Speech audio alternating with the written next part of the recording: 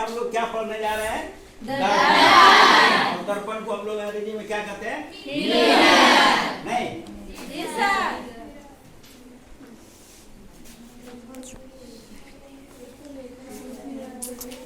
Mirror. Mirror का मतलब क्या होता है?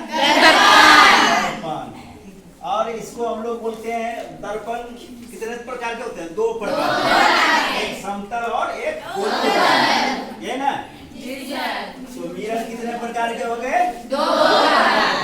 एक कौन सी हो गया तुम्हारा? दर्पण, नहीं। और दूसरा क्या हो गया? गोलीय दर्पण, नहीं। समतल दर्पण में हमारे साथ क्या बनता है? प्रतिबिंब आभासी। और क्या बनता है? सीधा और वस्तु के बराबर। और वस्तु को हम लोग क्या बोलते हैं? बिंब। और प्रतिबिंब होता है, उसका जो फिगर बनता है, इमेज, उसको हम लोग क्या बनते हैं? प्रतिबिंब। और गोलीय दर्पण, तो गोलीय दर्पण कितने प्रकार के होते हैं? दो प्रकार के, नहीं। एक तुम्हारा क्या होता है? अवतल दर्पण। और दूसरा क्या होता है? उत्तल दर्पण। ठीक। अब हम लोग पहले ये देखते हैं कि अवतल दर्पण और उत्तल दर्पण में अंतर क्या है, नहीं। तो अवतल दर्पण जिसका परावर्तक सतह क्या होता है? क्या होता है? अरे अवतल दर्पण क्या होता है? धंसा हुआ। और दर्पण के मध्य बिंदु को हम लोग क्या कहते हैं? ध्रुव। और जिसको हम लोग संकेत क्या कहते हैं? यानी अंग्रेजी में हम लोग क्या कहते हैं? पोल। और पोल का हिंदी क्या है तुम्हारा? ध्रुव। और इस बिंदु को हम लोग क्या कहते हैं? फोकस। और इस बिंदु को हम लोग क्या कहते हैं? वक्रता केंद्र। एफ को हम लोग क्या कहते हैं? फोकस। अब फोकस का संकेत क्या है? एफ। और इसको हम लोग क्या कहते हैं? वक्रता केंद्र। वक्रता केंद्र। तो फोकस और वक्रता केंद्र में क्या संबंध है? सी और एफ के बीच संबंध, सी और एफ के बीच क्या होता है? संबंध। संबंध का मतलब रिलेशन, राइट। अब सी और एफ, सी को हम लोग क्या कहते हैं? वक्रता केंद्र, जिसको हम लोग किसके द्वारा दर्शाते हैं? सी आर के द्वारा, नहीं होता है?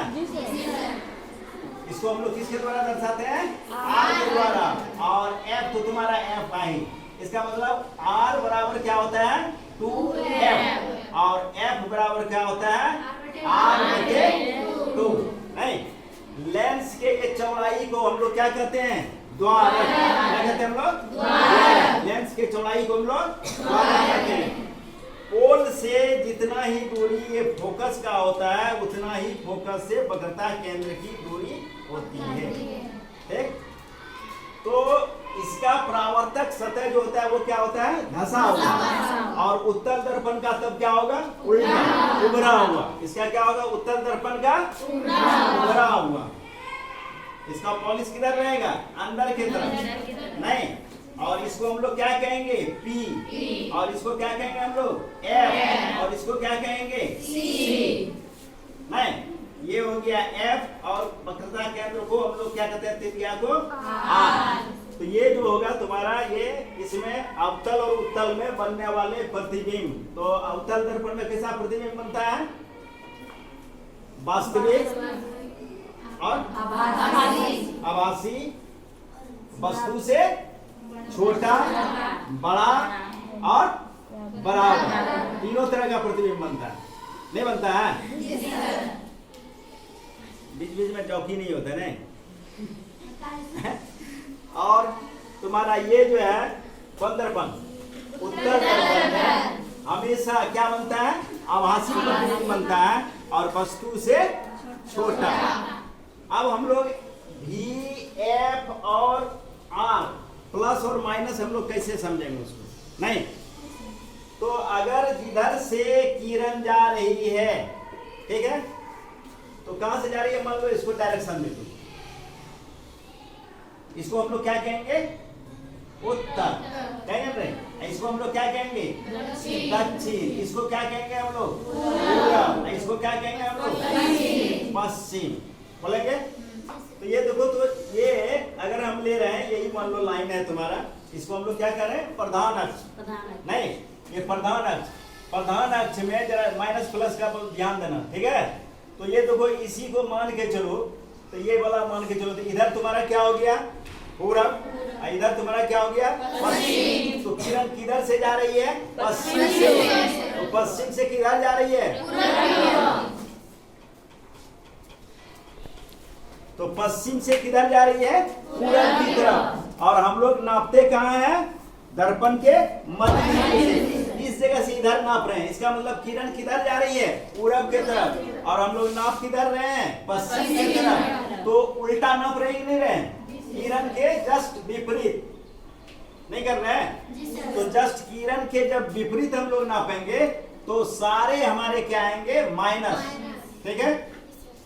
और अगर इस बार हम लोग नापेंगे, नहीं जिस दिशा में किरण जा रही है उसी दिशा में अगर हम चले जाए, यानी इस जगह से इधर अगर नापेंगे तो उसका मान क्या होगा, हमेशा प्लस। यही कारण है कि इसमें सभी u, v और f सभी क्या होते हैं, माइनस होता है। ये समझ में आ गया लगभग, नहीं। और इसी पर तुम्हारा ये सवाल है, इसी पर सवाल बनेगा। सवाल बनाना बहुत आसान है, लेकिन थोड़ा सा खाली यही क्या रखना है, प्लस माइनस।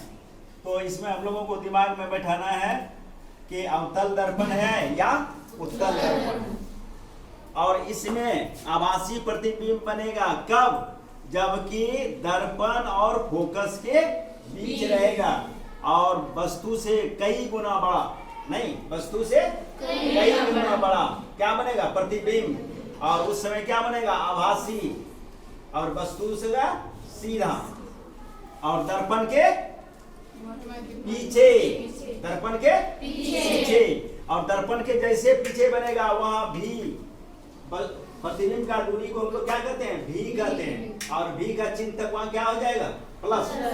यही कारण है कि इसमें हमेशा u, v और f सभी क्या होते हैं, माइनस, यानी u, v और f हमेशा क्या होते हैं, माइनस ve, यही देते हैं ना। और अगर इसमें आते हैं उत्तल दर्पण में, इसका मतलब कोई भी प्रतिबिंब यहाँ अगर बनेगा तो यहाँ से पहले पास कहाँ से करेगा, रे F से, और यहाँ जैसे ये पास करेगा ये चला जाएगा इधर, क्योंकि प्रकाश का परावर्तन और ध्वनि क्या करती है, अपने नियम को पालन करती है, नहीं। तो प्रकाश का परावर्तन का नियम क्या कहता है, आपतित किरण और परावर्तित किरण, और उस पर डाला गया तीनों एक ही तल में होते हैं या एक ही बिंदु पर होते हैं। तो उसी नियम को ये पालन करते हुए जैसे ये आएगा ये क्या हो जाएगा, इस रूप में चला जाएगा, और जैसे यहाँ विलंब डालेगी ये यहाँ चला जाएगा, ठीक है। तो जैसे यहाँ अंदर चला गया, यही तुम्हारा क्या, किरण किधर से जा रही है, इधर से जा रही है ना, और हमारा F कहाँ है, इसके दिशा में, यानी पूरब के पश्चिम से पूरब जा रही है, और हमारा फिगर कहाँ बनेगा, इस तरफ बनेगा, बनेगा ना, इस तरफ बनेगा, यानी इसको बढ़ा तो जहां मिलेगा वहां पर ये कटेगा, करने मतलब एक दूसरे के साथ। तो यहां से जब करने का मतलब जा रहा है, तो इस तरफ जिधर से किरण जा रही है उसी दिशा में अगर हम लोग नाप रहे हैं तो हमारा v और f क्या होता है, हमेशा प्लस होता है। यही कारण है कि अवतल दर्पण में u, v, f सभी क्या होते हैं, ऋणात्मक होते हैं, और इसमें उत्तल दर्पण में सिर्फ u क्या होता है, u होता है बच्चे ऋणात्मक, और v और f हमेशा क्या होता है, धनात्मक होता है। बस आज का चैप्टर ठीक है।